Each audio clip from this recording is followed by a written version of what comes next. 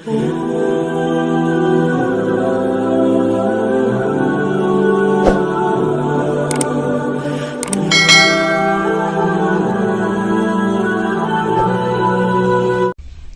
pabrik belah dia diurug sisi laut asal geus diurug tanah eueuh bae asal geus diurug tanah eueuh geus puluhan truk bahkan ratusan truk asal geus rata ke eueuh tanah kuari muncul aya batu bentukna kos masjid. Si batu bentuknya kos masjid. Ternyata didinya teh di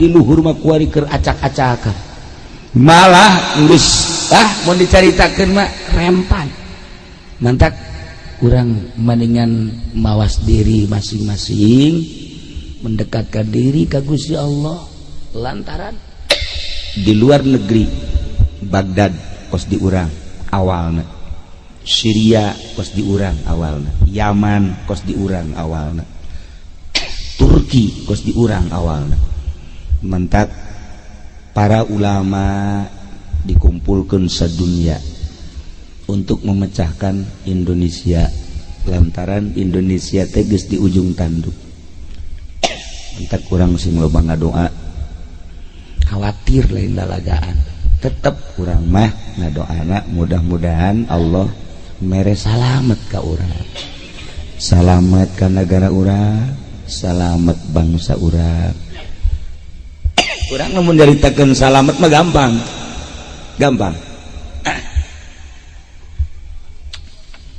tapi lamun urang nyaritakeun per provinsi kuari Inggris per provinsi Inggris nyaritakeun salamet mah mudah-mudahan amin mudah-mudahan salamet amin tapi di luar ieu kapan loba jasa provinsi-provinsi aduh hese nyaritakeun modal poso dan lain-lain sebagainya. Para jamaah kaum muslimin wal muslimat rahimakumullah, malam ieu teu aya deui nu dicaritakeun iwalti haul akbar terutama haul kiawian sekaligus nyaritakeun tentang masjid nu alhamdulillah saat ieu masjid geus mentereng dibangun sedemikian rupa lain teu anyar ngan tukang basna leungeunna kurang lalempeng jadi kos ieu lah bentukna alhamdulillahirabbil alamin tapi ieu ciri kampung kumaha masjidna ketika masjidna kokoh berarti iman orang dinya kokoh ketika masjid eta teu kokoh maka iman eta kurang kokoh aya nu unik etik ya dibayah aya pabrik semen Cina semen merah putih eta teh karyawana dikirim di Cina kabeh kaje urusannyana tetapi hal-hal lain mengerikan kajian teman urusanana negara urang mah sakarang memandang zahirna bae di jerona konflik negara ieu pabrik belah dia diurug sisi laut asal geus diurug tanah eueuh bae asal geus diurug tanah eueuh geus puluhan truk bahkan ratusan truk asal geus rata ke eueuh tanah kuari muncul aya batu bentukna kos masjid, si batu bentukna kos masjid. Ternyata didinya teh dipakai musyawarah sadunia didinya teh. Kinur Jaya mah teu kaajab. Mencet sapi bae nya nama bagianana. Haji Pandin teh cenah mah. Bagian yen samin bae. Sedengkeun cakolot di mana-mana pulau cangkir di mana geus rata awas. Kedua di mana bayah geus kadatangan ku orang asing awas. Ieu kuari geus aya kajadian model kos kitu. Nah ieu mah kula mah teu rek nanaon, henteu sama sakali henteu. Hendeuk ge kula mah ngabejaan nu can kawin gara kawin. Sakitu doang. Bisi kaburu. Itulah para jamaah kaum muslimin wal muslimat rahimakumullah.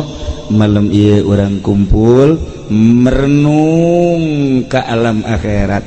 Untung jelema nu geus maot ku urang dihadiahan, ku urang dipatehahan, tetapi ragap diri urang ketika urang maot, anak urang bakal matehahan urang moal, tatangga urang bakal matehahan urang moal, sedengkeun di jero kubur ba teu butuh jeruk, teu butuh apel, teu butuh korma. Nu dibutuhkeun adalah titiis kiriman anu harirup di luhur. Itulah para jamaah kaum muslimin wal muslimat rahimakumullah. Alhamdulillah masjid sebagai tanda kekuatan iman. Jeung urang lamun ningali tempat-tempat teh urang sadar, ningali lapangan cek pikiran orang, oh paranti main bola. Ningali balai desa, oh paranti ngabenerkeun SPPT. Ningali polsek, oh paranti tempat setan. Udah gitu kan. Begitu ningali masjid, masya Allah paranti main gaple. Nyahoan kami ke masjid teh arbadak. Masjid mah al masjidu baitu taqiyin. Masjid adalah imahna jelema nu tararakwa. Asal jelema geus leuleus bae hatena, haju bae asup ka masjid. Lamun can leuleus moal daekeun. Moal daekeun. Lamun jelema happy bae nyandung can ditarekan kuno kolot moal daekeun ka masjid. Alasal nu kolot geus carekan we haju bae ngadapang we di masjid.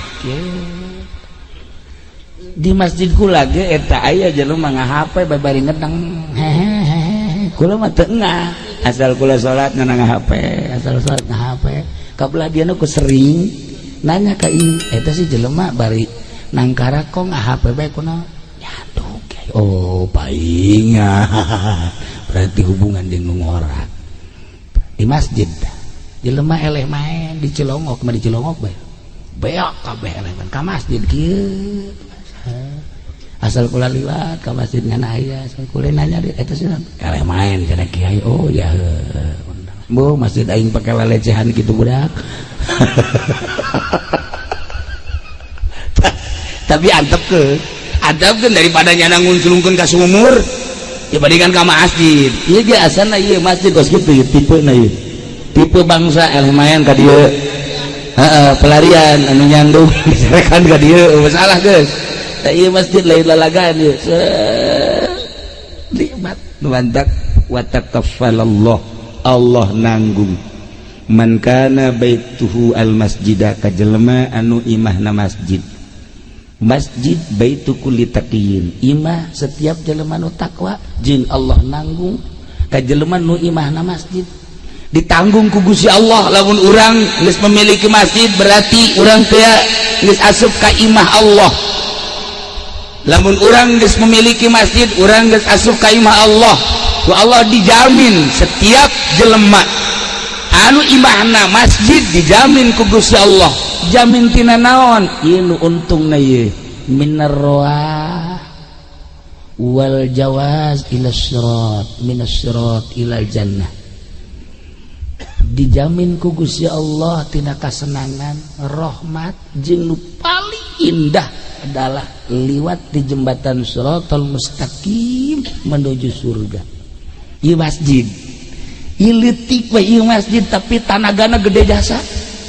diisian ku lembur ieu asana mual naon gitu ngaranna mual mahi mual pinu mual mahi mual muat masjidna leutik kampungna gede tapi tanagana gede lain cakula tapi cak Kanjeng Nabi tanagana lain lalagaan wa takaffalallahu man kana baituhu al masjida Allah nanggung jawab ka jelema anu imahna masjid ditanggung minar rawahi war rahmati wasyirat wal jawaz minas syirat ilal jannah Gusti Allah ditanggung senang ditanggung rahmat ditanggung jaga di akhirat liwat di jembatan siratal mustaqim menuju surga lamun orang dedelean mata orang salah ya masjid kos kieu amat tapi maknana bakal nyebrangkeun orang dia tiblah dia neraka ka surga. Ya Allah, ini lain lalagaan dia. Cak Kanjeng Nabi eta mah ditanggung jawab yang nyebrangkeun jelema ti dieu ka ditu ka sorga. Nah, urang dieu nu kamari nempelkeun cat eta geus meuli tiket. Mantap geus pokona wadah cat tadi dia ye. Aduh, anu kamari meuli paku, wah geus mantep. Alah cenah ieu mah urang dieu mah kamari teh ngan syukur sabagian encan, kuari encan kabagian nih. Aya nu loba keneh nuncan mere kumpulkeun bikeun ka Haji Jaya kena kawin deui. Tah ieu lain lalaga di tanagana gede jasa dan mantap. Urang setiap neuleuh masjid urang mah neuleuhna ku mata ieu bae. Bagus amat, jore amat, gede amat, leutik amat. Tapi lamun urang ningali ku mata ieu teh Allah nanggung jawab ngaberangkatkeun urang nyebrang jembatan Siratal Mustaqim menuju surga. Sadajan leutik masjid mudah-mudahan urang dieu kabehan ke jaga dipuateun ka dieu. Nyebrang di jembatan Siratal Mustaqim salamet. Sehingga urang dieu kabehan bisa nyebrang melalui masjid ieu salamet kabeh menuju surga Allah Subhanahu wa taala. Di lain tempat masjid sarua bae yu urang ropea masjid sing hade ulah ngabanguna aya kotoran di masjid kemudian dipiceun eta teh geus termasuk tiket ka sorga. Miceun kotoranana doang miceun kotoran tiket ka sorga. Nu kamari teu kabagian ngabangun masjid deuleutkeun mun aya kotok ngisi gegeran mun eueuh bae kotok-kotok urang garinyakeun ngising sia. Itulah para jamaah kaum muslimin wal muslimat rahimakumullah. Nah iyalah urang nu mantak daek dieu kieu ge urang hayang salamet. Adapun fasilitas menuju keselamatan aya di diri urang. Sakumaha urang dek diangkat jadi wali ku Gusti Allah ulah neangan nu eueuh fasilitas jang wali aya di diri urang. Napakuran mata orang bisa jadi wali, napakuran celi orang bisa jadi wali. Dina harti fasilitas nu dibikeun ku Gusti Allah ka urang ialah yang menuju jadi menuju neangan menuju mencapai ridho Allah Subhanahu wa taala. Cuman ngutak-ngatikna hungkul nu kudu aya nu nuduhkeun. Gitulah para jamaah dek menuju dek neangan ridho Allah fasilitas nu aya di urang ketika urang diberi harta eta teh fasilitas yang menuju ridho Allah dibere ku Gusti Allah urang teh dibere fasilitas meureun urang dibere tanaga gede jang babantu neangan ridho Allah melalui tanaga. Mun urang ngebahas kos kitu sesuai jeung pembahasan Imam Ghazali panjang sakabeh fasilitas nu aya di awak urang ieu teh bisa ku urang ditafakuran untuk meraih ridho Allah Subhanahu wa taala. Para jamaah kaum muslimin wal muslimat rahimakumullah, dihente-hente ge urang hirup jelas bakal maot paeh teh pasti jasa teu kudu diceramahan lantaran nu kasaksian ku urang emak urang, bapak kolot urang, emak kolot urang, tatangga, kadang anak, kadang incu urang geus maot ti heula. Nu kuari disebutan almarhum almarhumah al-Fatihah, almarhum al-Fatihah, almarhumah al-Fatihah, engke mah Kiai Haji Nurjaya al-Fatihah. Pasti eta. Kos kitu bakal Kiai Haji Hamid al-Fatihah pasti. Eta mah bagus di Fatihah. RT sebodoh jadi Fatihah. Di Fatihah mah inget ke Gus Dur. Allahu yarham Gus Dur ketika ditanya, Gus, yang paling diinginkan oleh Gus apa sih? Baik dikala jadi presiden atau setelah lengser jadi presiden.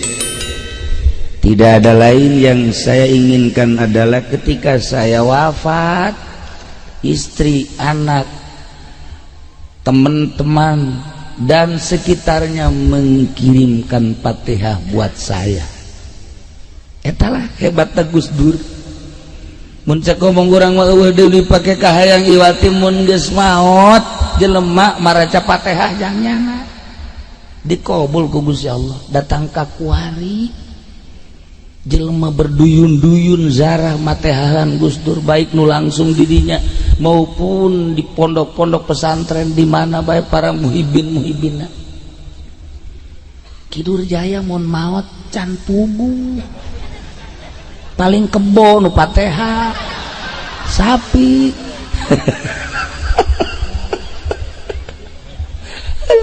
Komo ieu mah ieu wallahu alam. Ki Nurjaya olam anak lama pastilah Fatihah. Aya murid 2 3 4 10 aya Fatihah. Ieu anakna ge tek mampus. Karyawanna teh dibayar-bayar moal Fatihah. Malah nyumpahan. Tah ieu mah ragap diri urang. Mun urang maot. Almarhum Ki Awiyan tejaho urang mana kahirupan anak kumaha masantrenna di mana tejaho ajunanya kakula cenah kumaha kieu tuh aing deui urang Cilongo sia urang dieu tejaho tuh kumaha aing tejaho kunaon nanya ka aing tah eta bahasa Bandung tah asal aya aing be Bandung. Ternyata horeng ieu teh asal nama jelema anu tukang maling, asli nama pamalingan Ki Awiyan teh tuh asli nama eta.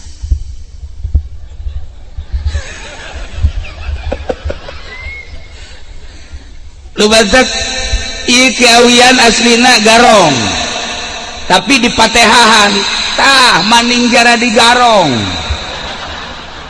mungkin di Patehahan. Kiai Nurjaya macan buku di Patehahan, Kiai Awiyan mah Garong di Patehahan. Maning mana Kiai maot di Patehahan, Garong di Patehahan, maning mana? Toh dasar Garong kabeh.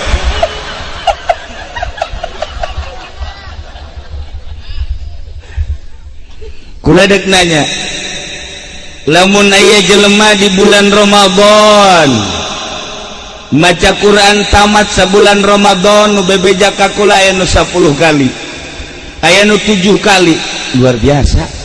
Aya nu 5 kali. Nu diajak ku kula ge ieu tah tadi teh, ulah disangka sakali ge teu tamat. Asal digerokeun sahur. Sukula digarakan sahur deh ya terus di ngaranna mana tadi di jata ya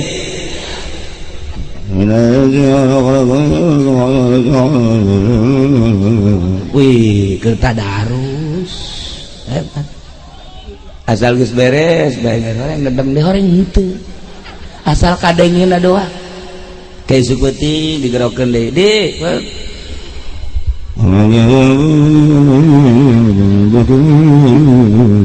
getol amat ya gua teh. Nanya ka pamajikan, emang eta getol belum? Bah, di mana? Eta ai di HP digerokeun nyanangan. Eta mah supaya ku kiai kanyahoan eta bae pajar. Korenganan kakula mah bisa nipu ka Allah mah ngagocek-gocek, awas nya. Emang Maradona.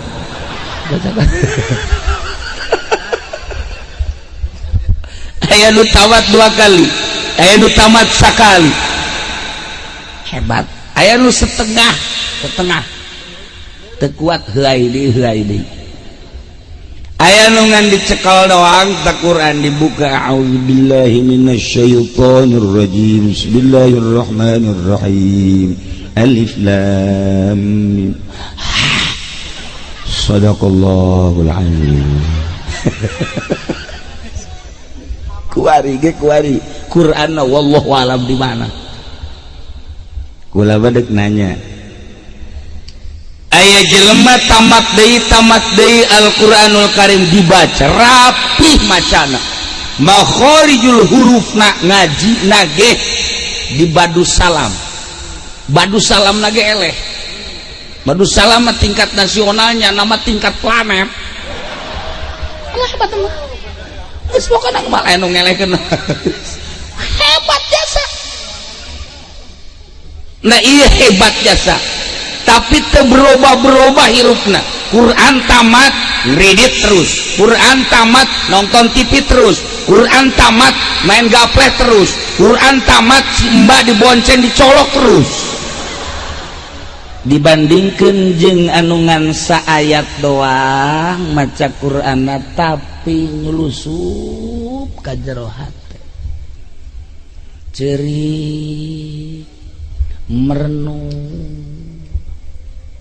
asa nyangkrung ayat di jero hate saayat. Berubahlah nu tatadina jadi garong, tatadina jadi pamalingan, tatadina jadi dugala kuari bener-bener nuturkeun aturan ulama soleh ngana. Maningan nu tamat bae tah terus-terusan tapi perubahan, maningan nu saayat tapi berubah, maning mana? Ieu mah nya teu maca, saayatnya teu asup. Pamustungan ieu mah ya. Atuh teh mah nu tadi mah teu berubah ge tamat Quran. Deres tamat teu berubah ge aya nilena. Ari ieu mah tamat henteu, saayat henteu. Berubah henteu.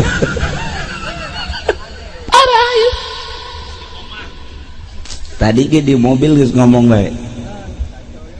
Duaan teh jeung kitu teh. Sa mobil jeung kula, wani di hareupeun kula ge. Kiai, udah dipake ka hayang cenah iwati nyandung. Ya parah.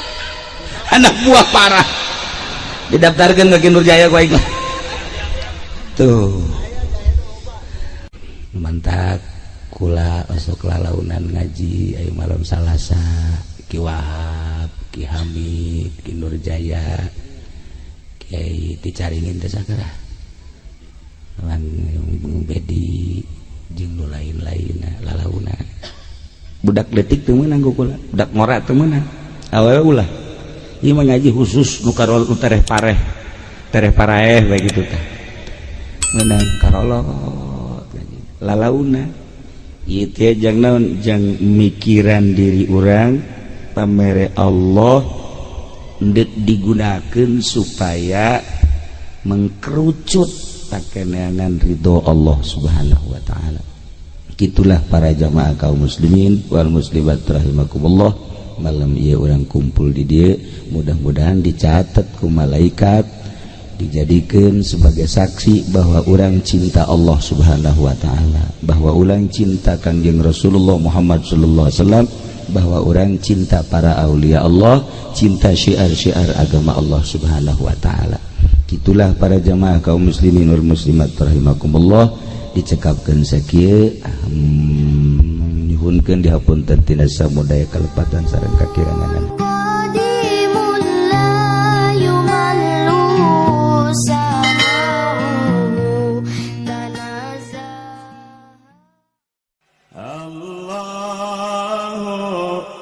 Allah Allah Allah Allah Allah la ilaha Jibril Mikail Israfil Munkar wa Nakir Rakib Atid Jibril Mikail Israfil Izrail Munkar wa Nakir Rakib Allahu Allah la ilaha kahiji Nabi Adam kadua Nabi Idris katilu Nabi Nuh kaopat Nabi Hud kalima Nabi Saleh kagenep Nabi Ibrahim ketujuh Nabi Lut kadalapan Nabi Ismail sembilan Nabi Ishaq 10 Nabi Yakub 11 Nabi Yusuf 12 Nabi Ayub 13 Nabi Syuaib 14 Nabi Harun 15 Nabi Musa 16 Nabi Ilyasa 17 Nabi Zulkifli 18 Nabi Daud 19 Sulaiman 20 Nabi Ilyas 2 hiji Nabi Yunus 22 Nabi Zakaria 20 Nabi Yahya 24 Nabi Isa 25 Nabi Muhammad sallallahu alaihi wasallam moal ayat dari Nabi dugi kapoe moal ayat dari Nabi dugi kapoe Allahu Allahu Allahu Allah Allahu Allah la ilaha Jibril Mikail Israfil Munkar wa Nakir Rakib Atid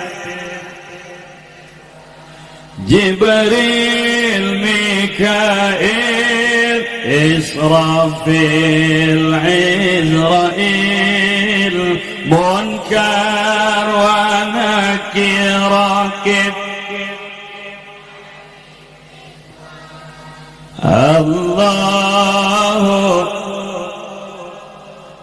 Allahu Allah Allahu Allah la ilaha